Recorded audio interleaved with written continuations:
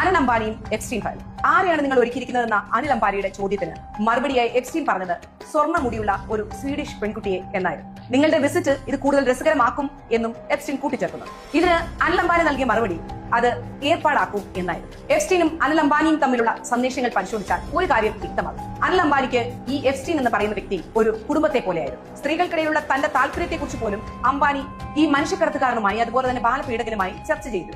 നമ്മൾ എന്തിന് ഇത് സംസാരിക്കണം എന്നുള്ള കാര്യത്തിലേക്ക് 2015 അനിൽ അംബാനിയുടെ റിലയൻസ് ഡിഫൻസ് ആൻഡ് കോർപ്പറേഷൻ രൂപീകരിച്ചു. അതിനുശേഷം ഏതാനും ദിവസങ്ങൾക്കുള്ളിൽ തന്നെ നമ്മുടെ കേന്ദ്രം ഫ്രാൻസിൽ നിന്ന് 36 റഫാൽ വിമാനങ്ങൾ വാങ്ങാൻ തീരുമാനിച്ചപ്പോൾ അതിന്റെ കരാർ അനിൽ അംബാനിയുടെ കമ്പനിക്കാണ് ലഭിച്ചത്. ഇവിടെ വിവാദമായി വരുന്നത് പ്രതിരോധ രംഗത്ത് യാതൊരു മുൻപരിചയവുമില്ലാത്ത റിലയൻസിന് പൊതുമേഖലാ സ്ഥാപനമായ HAL ഒഴിവാക്കിയാണ് ഈ കരാർ നൽകിയെന്നുള്ളതാണ്. എന്നാൽ ഇതിന് നൽകിയ കേന്ദ്ര വിശദീകരണം എന്ന് പറയുന്നത് റിലയൻസിന് ഇതിനകം തന്നെ അന്താരാഷ്ട്ര പ്രതിരോധ പങ്കാളികൾ ഉണ്ട് എന്നതായിരുന്നു. അപ്പോൾ ആരാണ് പങ്കാളി? അത് ഇസ്രയേലാണ്. 2017 അനിൽ അംബാനി എപ്സ്റ്റീന് ആദ്യമായി ഒരു ഇമെയിൽ അയക്കുന്നത്. ട്രംപിന്റെ ഫോൺ കോളിന് ശേഷം മോദി നേരത്തെ സന്ദർശിക്കണമോ എന്ന് സർക്കാർ ആലോചിക്കുന്നു എന്ന തലക്കെട്ടോടു കൂടിയുള്ള ലേഖനമായിരുന്നു അത്. ഇതിന് മറുപടിയായി എപ്സ്റ്റീൻ പറയുന്നത് ഇന്ത്യ ഇസ്രയേൽക്ക് ഇമെയിലിന് വേണ്ടിയുള്ളതല്ല എന്നാണ്. അതായത് ഇമെയിൽ വഴി ഇതിനെക്കുറിച്ച് സംസാരിക്കാൻ കഴിയില്ല എന്നാണ്. ഒരിക്കൽ അനിൽ അംബാനി നേരിട്ട് എഴുതി താൻ ഡൽഹിയിലായിരുന്നു, ജെറാഡുമായുള്ള എന്റെ കൂടിക്കാഴ്ച നിശ്ചയിക്കാൻ നേതൃത്വം ആഗ്രഹിക്കുന്നു. ട്രംപിന്റെ മരുമകനാണ് ഈ പറഞ്ഞ ജെറാഡ്. ഈ പറഞ്ഞ മെസ്സേജിൽ ഡൽഹിയെക്കുറിച്ചും നേതൃത്വത്തെക്കുറിച്ചുമൊക്കെ പരാമർശമുണ്ട്. എന്നാൽ 2017 മറ്റൊരു ഇമെയിൽ വരുന്നു. അത് എപ്സ്റ്റീൻ മറ്റൊരാൾക്ക് എഴുതിയ ഇമെയിലാണ്. അവിടെ മെൻഷൻ ചെയ്തിട്ടുള്ളത് ഇസ്രയേൽ സന്ദർശനം കഴിഞ്ഞ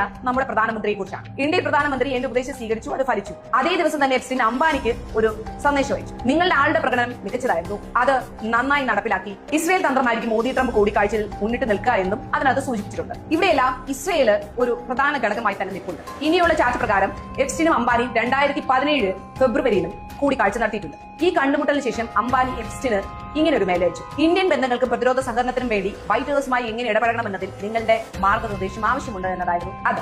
അതിന് മറുപടിയായി പകരം എന്ത് നൽകാൻ നിങ്ങൾ തയ്യാറാണ് എന്ന് എപ്സ്റ്റീൻ ചോദിക്കുന്നു.